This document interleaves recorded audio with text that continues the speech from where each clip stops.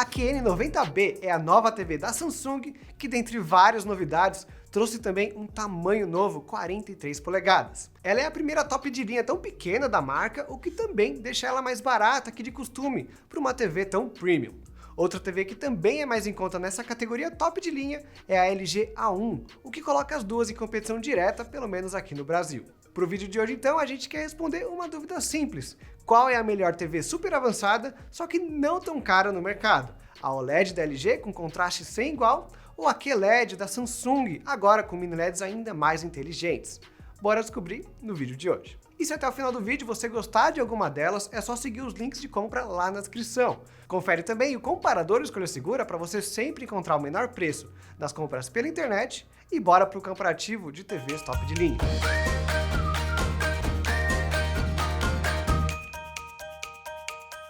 Essa questão de tamanho pode parecer pequena, mas é de longe o fator que mais influencia o preço final de uma TV. Só olhar para os modelos de entrada de 85 polegadas, muito mais caros que qualquer New QLED ou OLED que seja menor no mercado, mesmo que a qualidade dela seja horrível na comparação com essas top de linha. Foi essa forma então que a Samsung encontrou para ter pelo menos uma TV mais em conta, trazendo a versão de 43 e também de 50 polegadas, que são muito raras para essa categoria. Já a LG preferiu um caminho diferente. A A1 começa em 55 polegadas, só que trouxe cortes quando comparada com a C1 e a futura LG C2. Só que ela ainda é uma OLED, o que acaba sendo aí a primeira grande diferença entre a A1 e a QN90B. Não tem jeito, quando a gente compara LG e Samsung, a gente tem que entrar na discussão de OLED versus QLED, mas eu vou tentar ser breve dessa vez. A principal diferença aqui é que o OLED possui o LED que se auto-ilumina, ou seja, um ponto de luz que emite sozinho a cor final. Já a QLED é uma TV do tipo LCD. Começa com o painel iluminado, emitindo uma luz branca, que depois passa por um sanduíche enorme de camadas diferentes, que, dentre outras coisas, servem para filtrar ela até a cor desejada. Claro que o QLED não é um mero LCD qualquer. Ele possui uma camada especial que aumenta a coriaça de cor, e aquele painel iluminado lá, sabe? É feito com mini LEDs menores e mais inteligentes para aprimorar o contraste da TV. Também vale comentar já da função de iluminação local, onde o painel iluminado é dividido em diversas regiões diferentes que atuam independentes uma das outras. Dessa forma, a TV se adapta à necessidade da cena, aumentando o brilho dos elementos mais claros e reduzindo a intensidade nas áreas mais escuras. Os mini LEDs, inclusive, são capazes de aprimorar essa tecnologia, possibilitando separar o painel em mais regiões, fazendo um ajuste fino no contorno dos elementos da tela. Só que mesmo assim, com todo esse processo, todos esses avanços, o vencedor no quesito contraste continua sendo a TV OLED. O primeiro problema é que a função de iluminação local é bem imperfeita. Dependendo do ângulo e do brilho da TV, você percebe que alguns objetos ficam com uma aura branca ao seu redor, principalmente em fundos mais escuros, com objetos muito claros na sua frente. Isso se deve porque as regiões não conseguem fazer o contorno dos objetos de uma forma tão boa assim. Dá para perceber o problema de uma forma bem óbvia quando você pluga a tela num PC, onde o mouse fica com uma espécie de rastro por onde ele passa. Dependendo da situação, você nem percebe, ainda mais se você estiver sentado certinho na frente da TV. Só que o OLED não tem esse problema de jeito nenhum, porque ao invés de ter regiões, cada ponto, ou seja, cada LED, funciona já de forma autônoma. Então o traçado dos objetos será tão bom quanto for possível, de acordo com a resolução da imagem sendo exibida. Depois tem a questão da qualidade de cor. Nos nossos testes, a A1 foi capaz de reproduzir praticamente 100% do espectro DCI-P3, que é o principal espaço de cor quando o assunto é cinema. Já que a N90B consegue reproduzir apenas 90% do padrão. Eu digo apenas aqui só no contexto desse comparativo. No geral, esse é um valor bem alto, mas é bem mais baixo do que a gente vê na TV da LG, e também representa uma queda perante o modelo da geração anterior. Aliás, eu falei de 2 pontos, só que tem um terceiro aqui porque a LG também merece elogios por conta dos seus modos de imagem. Mais pra frente a gente fala mais do sistema de cada um, mas na parte dos ajustes, a Samsung costuma exagerar. A saturação sempre vem muito alta de fábrica e sempre muito fria. Até aí, só arrumar, né? Mas o sistema dela não te dá muitos presets e o que tem aqui realmente não ajuda muito. Por outro lado, a LG vai no caminho oposto e traz vários modos diferentes, inclusive alguns meio redundantes. É bem capaz que um deles vai te satisfazer, mas caso contrário, você tem uma seleção maior de opções de configuração dentro dos menus que te permite uma maior personalização. Dá para dizer então que está 1-0 para A1, mas existe um porém aí no meio do caminho. Toda essa questão de cor e contraste mostra o máximo que a TV é capaz de reproduzir, mas nem todo conteúdo é capaz de usufruir de tudo isso. A maioria das pessoas ainda assiste bastante TV normal, seja ela aberta ou paga, que tem uma qualidade mínima, para não usar outra palavra. Nos streamings também temos alguns exemplos. O YouTube é o campeão de qualidade baixa por conta da sua alta compressão de dados. Depois o Netflix tem as assinaturas mais baratas, que nem são 4K.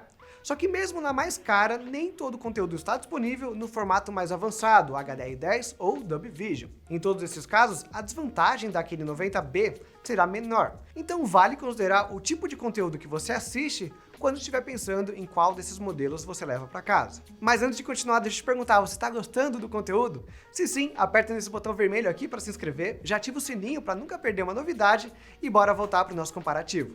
De qualquer forma, a verdade é que a Samsung sabe que a N90B não consegue competir diretamente nesse quesito, então ela foca em outras características e outros públicos. A primeira vantagem da N90B é no brilho. A Canon consegue passar de 1000 nits na sua maior intensidade contra pouco mais de 250 na A1.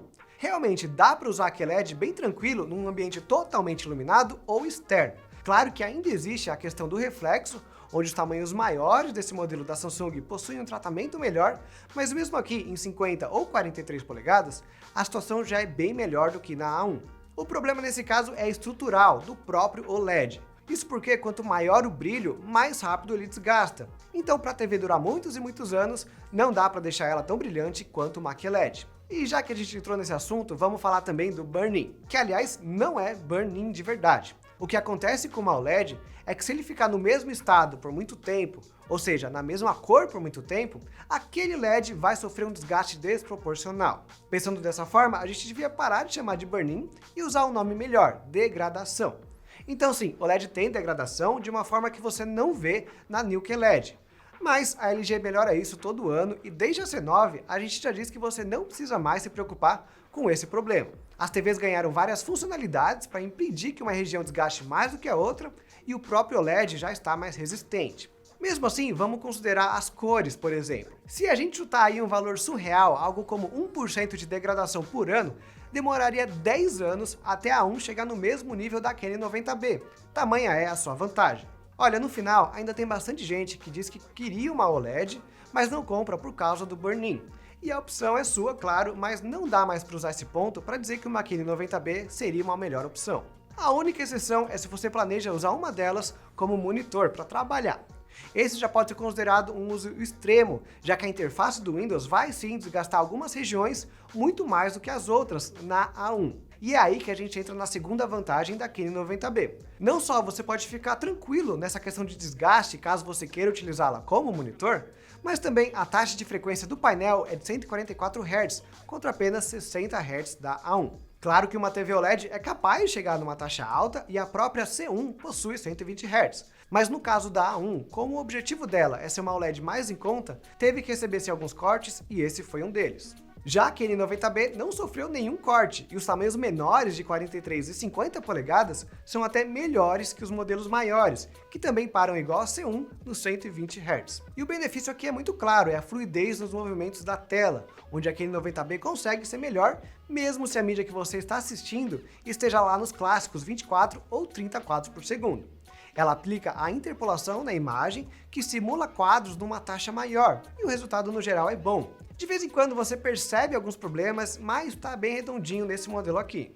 Mas convenhamos, o foco aqui não é quem assiste filmes e séries na TV, e sim quem quer jogar numa tela grande, principalmente num PC. Ano passado, esse público ficou um pouquinho desamparado, pois 50 polegadas é um pouco desconfortável para um setup gamer. Também não existiam modelos com mais de 60 Hz nesse tamanho, e a única TV com painel melhor era a A1, que corre risco de desgaste quando utilizada com PC. A Samsung ainda tem algumas configurações específicas para esse uso, algumas delas que estão faltando na LG. Dá para transformar essa tela aí em um monitor ultra-wide de proporção 32:9.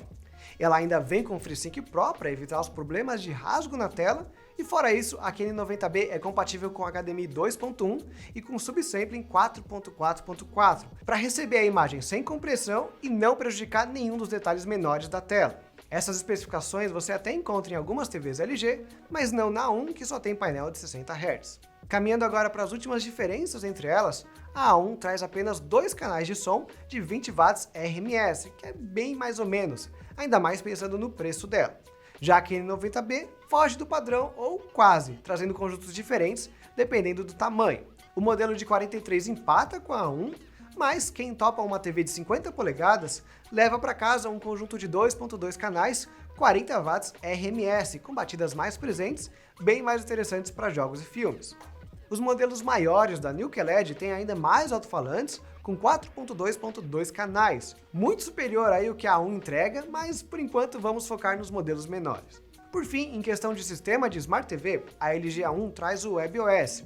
Ele recebeu uma atualização ano passado que buscou deixar os menus mais organizados, mais rápidos de chegar onde você quer e com a aparência mais clean. Em vários pontos, ela está bem parecida com a solução da Samsung, só que com uma tela inicial ao invés do banner. Vendo isso, o que a Samsung fez? Colocou uma tela inicial também no seu sistema, e nesse ponto de design as duas coreanas nunca tiveram tão parecidas. Aliás, em disponibilidade de aplicativos, as duas também estão muito parelhas. A LG tem o Twitch e mais um outro serviço de streaming pequeno, mas dentre os principais, ambos possuem a mesma cobertura, inclusive sem alguns que eu gosto bastante, como o Paramount Plus, sem assinatura conjunta com o Prime. Na verdade, onde você vai sentir mais diferença entre as duas é mexendo no controle remoto delas, mais especificamente no que você consegue fazer com cada uma. A A1 tem o Magic Remote, que funciona como se fosse um mouse e com milhões de botões, enquanto que a N90B traz o Solar Cell, que carrega com a luz do ambiente e tem uma pegada mais minimalista. Cada um tem suas vantagens. Os vários botões do Magic Remote facilitam o acesso às configurações e os numerais ainda servem de atalho para os aplicativos que você quiser. Também tem o mouse integrado, mas eu vou ser sincero, porque nem sempre ele funciona bem. Não por culpa do controle mesmo, mas sim porque os aplicativos muitas vezes não se dão muito bem com ele. Já o Solar Cell tem aí a bateria semi-infinita, que ainda carrega com USB se você precisar. E o design minimalista pode sim ser um atrativo para algumas pessoas. Antigamente eu achava que era minimalista demais, porque faltavam alguns botões aqui, em especial o de configurações. Mas isso foi meio que solucionado, mais ou menos, com esse botão do topo, que antes servia para abrir os numerais da tela, mas agora também serve para ir para as configurações. Se me perguntarem então, eu queria muito uma combinação dos dois, que carregasse com energia solar, tivesse o mouse e algo no meio do caminho em questão de número de botões. Infelizmente, esse controle ainda não existe, então eu vou com o Magic Remote por conta dos atalhos dos numerais, mas sinta-se livre aí para escolher o que você quiser. No geral então, a A1 é uma TV top de linha com painel OLED, só que com cortes na frequência da tela e no seu áudio. Mas como o OLED naturalmente tem uma imagem muito boa, ela acaba sendo indicada para um público que busca uma TV boa para a sala, com bastante qualidade de imagem para filmes e séries. A N90B de 43 ou 50 polegadas já são mais indicadas para quem quer jogar na TV, graças aos seus 144 Hz. Além disso, o tamanho menor pode ser muito bom, especialmente para um setup de PC, utilizando ela como monitor principal. Fora essa questão de console, de jogos, a New QLED também pode ser melhor para quem busca um modelo para ambientes externos ou muito iluminados. Tem também a questão do preço, onde a N90B vai ficar para trás, já que a A1 é mais antiga no mercado. Dito isso, não se assustem tanto com o valor inicial dela, porque a N90B pode sim cair uns R$ 1.500 até o final do ano. Se chegar num valor abaixo dos R$ 4.000, ela pode ser inclusive uma opção muito boa de custo-benefício alto, até para essas peças mais premium. Mas agora eu queria saber a opinião de vocês. Qual vocês preferem, OLED ou New QLED? Me contem nos comentários e deixem a sua experiência caso já possuam uma delas. Deixe o like também, se inscrevam e a gente se vê numa próxima. Até mais!